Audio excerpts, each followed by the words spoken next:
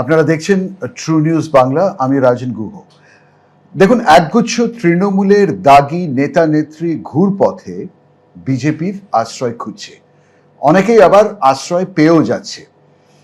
বিজেপির বহু কর্মী এতে ভীষণ ক্ষুব্ধ। যদি সোশ্যাল মিডিয়াতে দেখেন, বিজেপির পুরনো কর্মীরা ক্রমাগত পোস্ট করছেন বিভিন্ন তৃণমূলের দুর্নীতিগ্রস্ত নেতা নেত্রীর ছবি, যারা বিজেপির শীর্ষ নেতাদের সঙ্গে ফুলের মালা নিয়ে ছবি তুলছে। আমাদের ভিডিও প্যাকেও কিছু সেরকম ছবি আপনারা দেখতে পাবেন। আমার সাথে আজকে আছেন হিন্দুত্বের পরিচিত মুখ সুরজ সিং, শ্রীরাম স্বাভিমান পরিষদের প্রতিষ্ঠাতা। তিনি বিজেপি নেতা এবং দীর্ঘ সময় ধরে আরএসএস এর সাথেও যুক্ত। Mister Suraj Singh, true news বাংলার সাথে কথা বলার জন্য অনেক ধন্যবাদ। এটা কি হচ্ছে? এইসব তৃণমূলের পচা ডিম ব্যাকডোর দিয়ে বিজেপিতে ঢুকে পড়ছে কি করে? প্রথম কথা, বিজেপিতে কেউ ঢুকেনি। টেকনিক্যালি যদি দেখেন, বিজেপিতে কেউ ঢুকেনি। বিজেপির জয়েনিং প্রসেসটা এটা নয় কি ছবি তুলে নিলাম সে জয়েন হয়ে গেল, মালা পরিয়ে দিলাম সে বিজেপিতে জয়েন হয়ে গেল।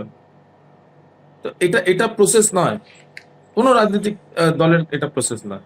বিজেপির কার্যকর্তা হতে গেলে, বিজেপির সদস্য হতে গেলে বিজেপির কিছু রুলস আছে, নিয়ম আছে, সেই নিয়মগুলো ফলো করতে হবে। আর সেটা সংগঠন ঠিক করবে।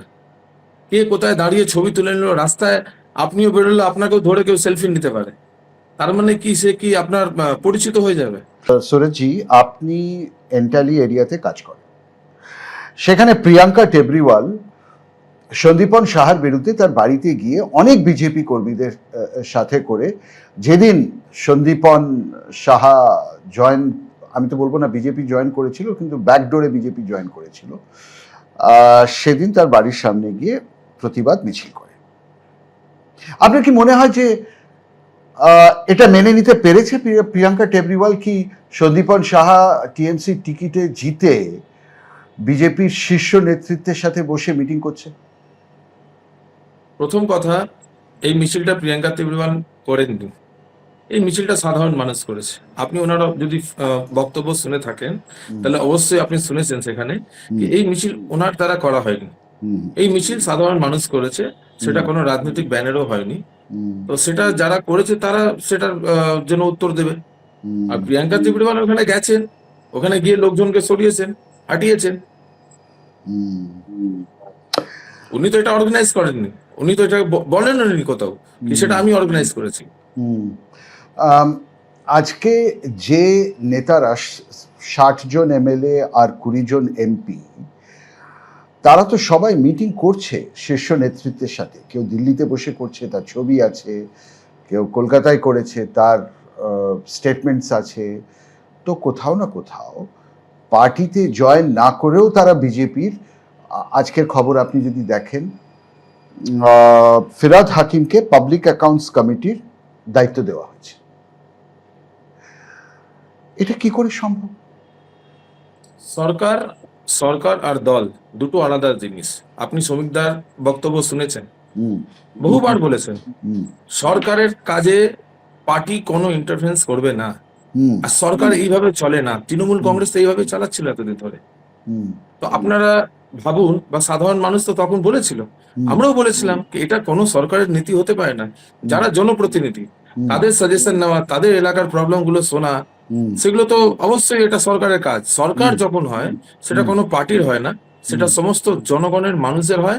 আর যারা জনপ্রতিনিধিরা তারা তো অবশ্যই যাবেন, কথা বলবেন। চিফ মিনিস্টার তো আর শুধু বিজেপির নয়, উনি তো আপনারও চিফ মিনিস্টার, আপনিও গিয়ে ওনার সাথে কথা বলতে পারেন। তার মানে এটা তো নয় কি আপনি বিজেপি জয়েন করে নিলেন। কিন্তু ফিরাদ হাকিম, আমি একটা কথা বলে দিই আপনাকে, যখন কংগ্রেসের সরকার ছিল, কংগ্রেসের আমলে অটল বিহারী বাজপেয়ী তো ভারতীয় জনতা পার্টি করেছে। অটলজি তো কোনোদিন কংগ্রেস করেননি, কিন্তু কংগ্রেস ওনাকে পাকিস্তানে পাঠিয়েছিল, বহুবার বিদেশে পাঠিয়েছে ভারতের প্রতিনিধিত্ব করার জন্য। সেগুলো অবশ্যই আপনি জানেন। তো বলার মানে এটা কি সরকারের একটা নৈতিকতা থাকে, একটা রাজধর্ম থাকে, সেই রাজধর্মটাকে পালন করা উচিত। এতদিন ধরে হয়নি, এখন হচ্ছে বলে এটা মনে হ্যাঁ, হচ্ছে কি এরকম। একদম তাদের ঠিক, নামে একদম দুর্নীতি ঠিক। থাকতে পারে, হুম, তাদের নামে দুর্নীতি থাকতে পারে, তাদের নামে অভিযোগ থাকতে পারে। সেই অভিযোগ বা সেই দুর্নীতিকে আমরা তো নিয়ে নিচ্ছি না। হুম। সে একটা জনপ্রতিনিধি, সে জনপ্রতিনিধি হিসাবে অবশ্যই আসতে পারে। যারা কিন্তু কাউন্সিলর আছে, এমএলএ আছে, কিন্তু এটা ফেরাদ বুঝতে হবে। ম্যাচিওরিটি একটু হতে হবে, ম্যাচিওর হতে হবে সবাইকে। এটা বুঝতে হবে কি সরকার অ্যাকচুয়ালি মানুষের এত ক্ষোভ, এত রাগ এদেরকে দেখতে চায় না। বিষয়টা এটাই। আপনি যে কথাটা বলছেন আমি বুঝতে পারছি। মানুষের ক্ষোভ আছে, রাগ আছে, না, কর্মীদের মানুষের ক্ষোভে থেকেও বিজেপি কর্মী এবং নেতাদের, ধরুন আপনি বহু বছর ধরে করছেন, আপনি আপনি দল বদল করেননি, কিন্তু আপনি যদি দেখেন যে আপনার পেছন থেকে যারা মাখন খেয়েছে টিএমসির, তারা হঠাৎ করে রাতারাতি একদিন সকালবেলায় ব্যাকডোর দিয়ে বিজেপিতে হাত মিলিয়ে পাবলিক অ্যাকাউন্টস কমিটির কেউ মেম্বার বনে যাচ্ছে, সুদীপ বন্দ্যোপাধ্যায় মন্ত্রিত্ব পাচ্ছে একটা আলাদা দল জয়েন করে। সেই মন্ত্রিত্বটা কেন পাবে সুদীপ বন্দ্যোপাধ্যায়? কারণ তারা সরকারকে সাপোর্ট করছে। দেখুন, এটা কিন্তু পরিষ্কার আপনাকে আমি বারবার বলছি। একটা সরকার, একটা গভর্নমেন্ট, সে তার সহযোগী দল হুম, এনডিএ, হুম, এনডিএ তে কেউ যদি সামিল হয়, হুম, সেখানে তারা তাদেরকে কি দেবে না দেবে এটা তো সরকার নিজের নীতি, যেটা ওনাদের যে টেকনিক্যালি যেটা ব্যাপারগুলো হয়, এটা উনি ভাববেন, দেখবেন কি করবেন। এটা এখনো হয়নি। আপনি বলছেন এটা হবে, কি হবে না হবে এটা তো আমরা জানি না ভবিষ্যতে। কিন্তু যেটা বলছেন হয়তো ওটা নাও হতে পারে। কিন্তু আপনি এটা তো মানেন, হ্যাঁ, এটা তো মানেন যে 20টা টিএমসি এমপি আর এদের মধ্যে 15 জনের বিরুদ্ধে ইডি সিবিআই আইটির কেস আছে। 15 জনের তাহলে এই বিরুদ্ধে। কেসগুলো কি, এই কেসগুলো চলবে? এই কেসগুলো থোড়ি না উঠে যাবে। তো তাহলে তারা যাদের যারা তৃণমূল ছাড়লো যারা কেন? দুর্নীতি করেছে তাদের- আপনার কি মনে হয় যে তারা তৃণমূল ছাড়ছে, তাদের কেসও চলবে, তারা তৃণমূলও ছাড়লো, তারা বিজেপিকে সাপোর্টও করছে? আহ, অবশ্যই কেসগুলো সরিয়ে মানে না চলে তার জন্য। এবং কারা তৃণমূল করবে আর কারা তৃণমূল করবে না এটা তো আমরা ঠিক করবো না। কারা তৃণমূল ছেড়ে চলে যাবে, কারা তৃণমূলে থাকবে, এটা হুম, তো ওদের সম্পূর্ণ ব্যাপার, ওদের দলের ব্যাপার। হুম, ওনার নেতারা কি করছেন, ওনাদের নেতাদের প্রতি ওনাদের বিশ্বাস নেই, কর্মীদের বিশ্বাস নেই, তারা এদিক ওদিক পালাচ্ছে, এটা ওদের ব্যাপার। হুম, তো সম্পূর্ণ এটা তৃণমূলে একটা ভাঙন, তৃণমূলে একটা খুব মানে আমরা তো বলেছিলাম কি তৃণমূল কোনো রাজনৈতিক দল নয়, হুম, এটা প্রাইভেট লিমিটেড কোম্পানি, সেটাই তো প্রমাণ হচ্ছে আজকে সবকিছু দেখে। হুম। এটাতে বিজেপির কিন্তু কোনো ব্যাপার নেই, এটা তৃণমূলেরই সর্বনাশ হচ্ছে। কিন্তু বিজেপির ব্যাপার নেই ঠিক, কিন্তু তাহলে বিজেপি নেতারা এনাদের সাথে শীর্ষ নেতারা দিল্লিতে এবং কলকাতায় দেখা কেন করছেন, বারবার মিটিং কেন করছেন? যদি তাদের দল তৃণমূল থেকে বেরিয়ে যেতে হয়, অন্য কোনো দল জয়েন করতে হয়, তাহলে সেটা স্বাভাবিকভাবে তারা করবে। বিজেপির সাথে কথা বলে কেন করছে? দেখুন, কেউ যদি দেখা করে, কেউ যদি কথা বলে, এটা সৌজন্যতা, হুম, এটা কোনো জয়নিং এর কোনো ব্যাপার নেই। আমি হুম, আপনাকে বারবার বলছি, আপনি একটা প্রমাণ করুন যেখানে জয়নিং হয়েছে, হুম, একটা প্রমাণ দিন আমাকে। হুম, জয়নিং হবে না, চিৎকার করে করে বলেছেন হুম, শ্রমিক দা। হুম, আপাতত বন্ধ, গেট বন্ধ, খুলবে কি খুলবে না জানি না, হুম, খুললে কারা আসবে সেটাও জানি না। হুম। সম্পূর্ণ এটা ভবিষ্যতের ব্যাপার, আ- এখন বর্তমানে এরকম কোনো ব্যাপার নেই। অর্জুন সিং এর সাথে আপনার খুব ভালো পরিচয় আছে, ঠিক বলছি আমি? আহ, কারোর সাথে সবার সাথেই ব্যক্তিগত ভালো আছে। পরিচয় আছে। এতদিন একটা লড়াই করতে গিয়ে হুম, সবার সাথেই ভালো একটা রিলেশন হয়েছে। হুম। কেউ তো খারাপ বা কেউ ভালো এরকম নেই। এবার দেখুন, এবার এবার দেখুন, অর্জুন সিংকে পার্থ ভৌমিক একটা সময় তার বাড়িতে হামলা করেছে, খুব মেরেছে। সেই পার্থ ভৌমিক এখন আহ, দেখা যাচ্ছে দিল্লিতে, দিল্লির এবং বাংলার বিজেপির শীর্ষ নেতাদের সাথে রাত্রে ডিনার করছে। এটা অর্জুন সিং সহজভাবে নিতে পারছেন না, ঠিক যেরকম প্রিয়াঙ্কা টেবরিওয়াল নিতে পারছেন না। উনি স্টেটমেন্ট দিচ্ছেন। তাপস রায়, সজল ঘোষ, তাদের ব্যথা আরো বেশি। তারা তৃণমূল ছেড়েছিল কারণ সুদীপ বন্দ্যোপাধ্যায় তাদেরকে তাদের বাড়িতে রেড করিয়েছিল, তৃণমূল থেকে বার করে এবং বহু বছর আগে, তারপরে এবং তারা অনেক ফাইট করেছে তৃণমূলকে। এখন সেই সুদীপ বন্দ্যোপাধ্যায় ডিনার করছে বিজেপি নেতাদের সাথে, তার ছবি আছে। প্রশ্নটা হচ্ছে, এটা কি আপনার কর্মীরা মেনে নিতে পারবে, নাকি আপনার কোনো মেসেজ আছে বিজেপির শীর্ষ নেতৃত্বের জন্য এই ব্যাপারটাকে অন্যভাবে কিছু হ্যান্ডেল করার? আমার দল আমার দল যা করছে, আমি আমার দলের সাথে আছি। দল যা করছে ঠিক করছে। আর এই দল, এই নেতৃত্ব কিন্তু এই 2021-এ আমাদের ক্ষমতায় এসছি। আর এর আগে বহু কর্মীদের ত্যাগ, বলিদান, আত্মবলিদানের পরে আমরা এই জায়গায় এসছি। ঠিক। আর আমাদের এই দল, এই নেতৃত্ব, আমাদের এই দল, এই নেতৃত্বই কিন্তু এইগুলো সবকিছু বুঝেই কিন্তু এগোচ্ছে। আর আমার এখন অবধি কোনো কিছু এমন মনে হয়নি কি দল সেখানে কিছু ভুল করছে। দল পরিষ্কার বলেছে, প্রথম স্টেটমেন্ট হচ্ছে 6 তারিখে কি আমরা কোনো তৃণমূল নেতাকে বিজেপিতে নেব না। এটা পরিষ্কার শ্রমিকদা বলেছেন। আর এখন অবধি ওনার স্ট্যান্ড এটাই আছে। আমাদের দলের কি কোনো স্ট্যান্ড বদলেছে? দল কি কোনো জায়গায় বলেছে কি বিজেপির কোনো তৃণমূলের নেতা বিজেপিতে জয়েন করবে? জয়েনিং এর ব্যাপারটা সম্পূর্ণ আলাদা। এর আগেও তো বহুবার বহু নেতারা জন্মদিনে গেছেন, বহুবার বহু নেতা বিভিন্ন সামাজিক অনুষ্ঠানে তারা যোগদান দেন। আপনি যদি বড় বাজারে যান, তাহলে বড় বাজারে আপনারা দেখেছেন সেখানকার কালচার, সেখানকার বিভিন্ন কাউন্সিলর, যারা তৃণমূল হোক বা কংগ্রেস হোক বা সিপিএম হোক বা বিজেপি হোক, সবাই একই মঞ্চে বসে। পুজো, পাড়ায় পুজো হয়, কালী পুজো, দুর্গা পুজো অনুষ্ঠানে যদি কেউ যায়, একটা সামাজিক যদি কোনো ক্লাব যদি ইনভাইট করে, তো সেখানে তো সবাই যাবে। তো এই ব্যাপারটাকে দেখুন, আমরা একটা খুবই ডিসিপ্লিন পার্টির আমরা কার্যকর্তা। আর ভারতীয় জনতা পার্টিকে যদি আমি বলি, ভারতীয় জনতা পার্টি যে একটা বটবৃক্ষ, সেই গাছের যে গোড়ায়, সেই গোড়ায় জল নেই, হিন্দুদের রক্ত দিয়ে এইটাকে আমরা বড় করেছি। আর ভারতীয় জনতা পার্টি আমরা যেটা বলেছিলাম কি যাহা হুয়ে বলিদান মুখার্জি ও কাশ্মীর আমারা হ্যাঁ, আমরা আমাদের স্ট্যান্ড একদিন নয়, দুদিন নয়, 50 বছর, 100 বছর আমরা সেটা পালন করার আমাদের ক্ষমতা আছে। রামলালা হাম আয়েঙ্গে, মন্দির ওহি বানায়েঙ্গে, আমরা যা বলেছিলাম আমরা করেছি। আমাদের যে স্ট্যান্ড আছে সেই স্ট্যান্ডে আমরা আছি। কিন্তু এটা মনে রাখতে হবে কি আমাদের এখানে সজল ঘোষের মতো তারাও কিন্তু তৃণমূল একসময় করেছিল। বহু নেতা যারা তৃণমূল করেছিল, তারা বিজেপিতে এসে বিজেপির আদর্শকে মেনে, বিজেপির কর্মীদের সম্মান গ্রহণ করে, তাদের কাছে তাদের স্নেহ প্রাপ্ত করে তারা কিন্তু নিজের জায়গা করতে পেরেছে। তার মানে এটা যে আগামী দিন যদি তৃণমূলের ভালো তৃণমূলীরা ছাঁটাই করে বিজেপি নেয়, তাহলে তারাও বিজেপির আদর্শের সঙ্গে নিজেদের জুড়ে দিতে পারবে, এটাই আপনি বলছেন। মানে ভালো তৃণমূল। না, এটা আমি বলছি না। ভালো তৃণমূল খারাপ তৃণমূলের ব্যাখ্যা নয়।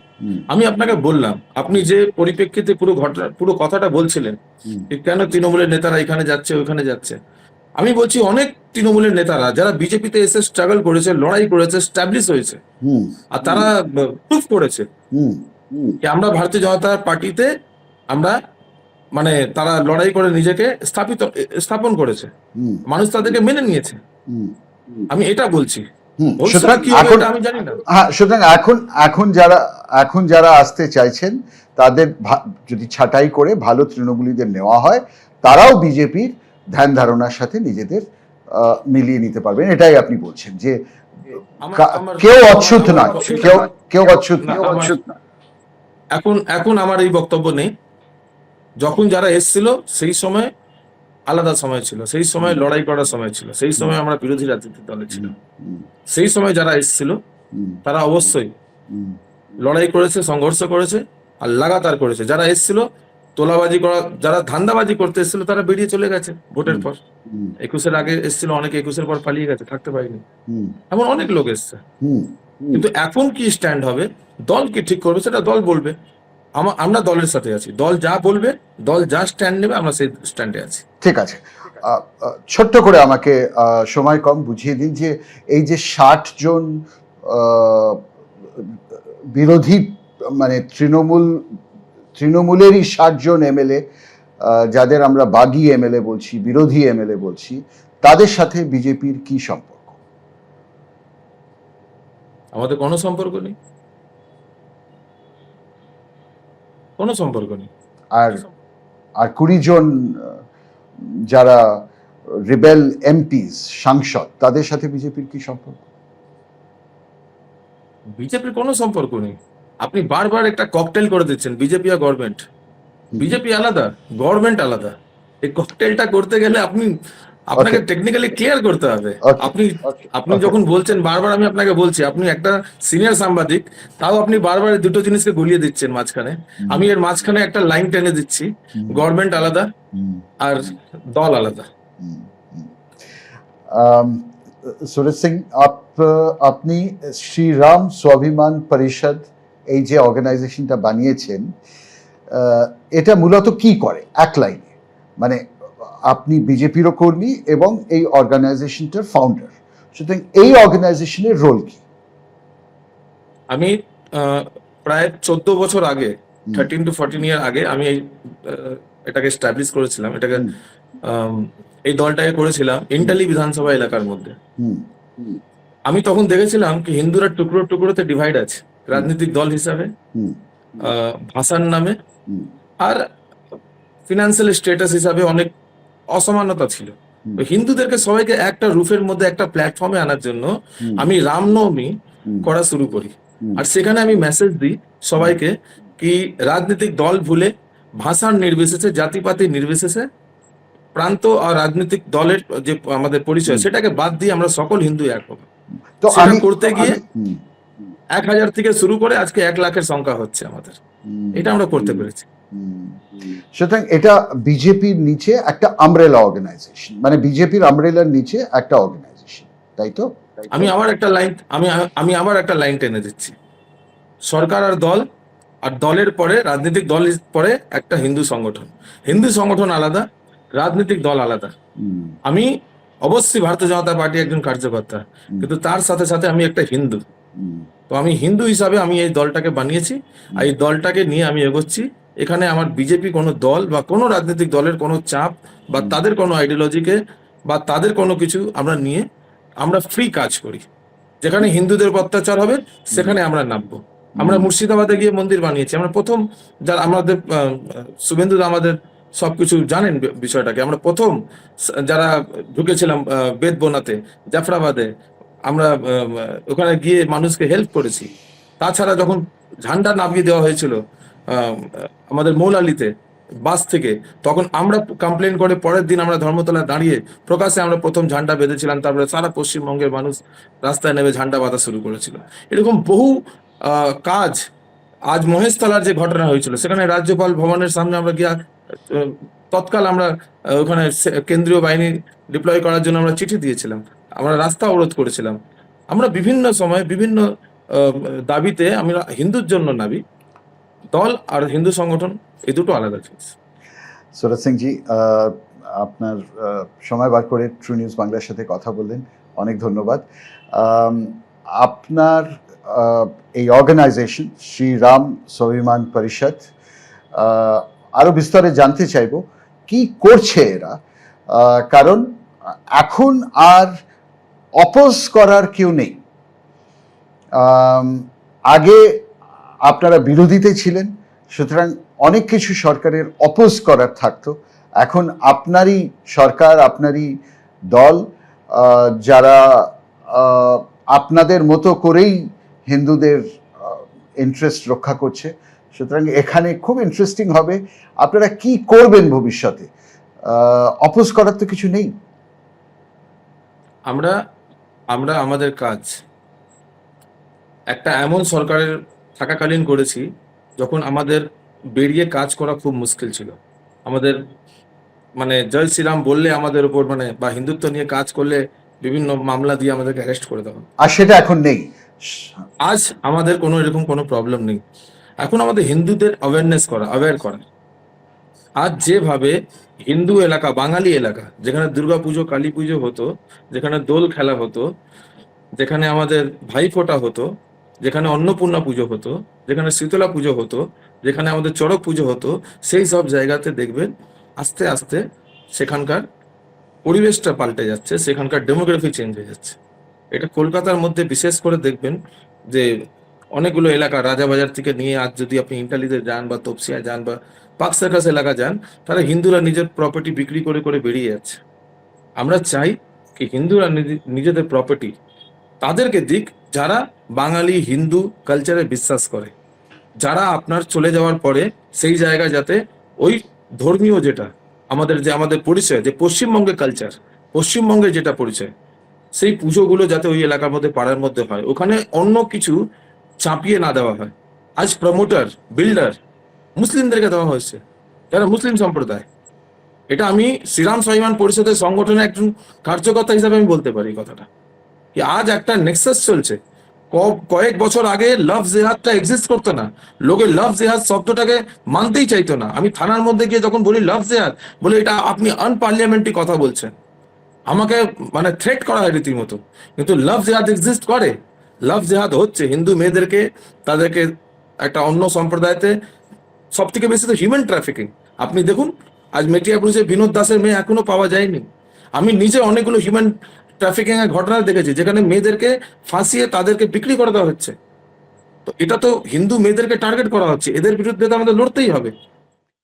আজ স্কুল কলেজের মধ্যে জয় শ্রীরাম বললে তাকে মারছে, আপনি দেখেছেন কয়েকদিন আগে ঘটনা মালদাতে।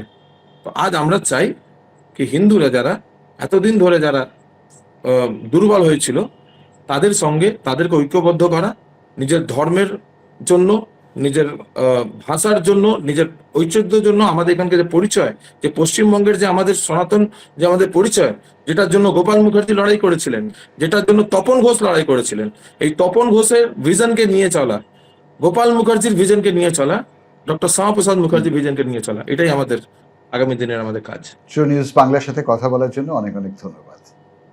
ধন্যবাদ।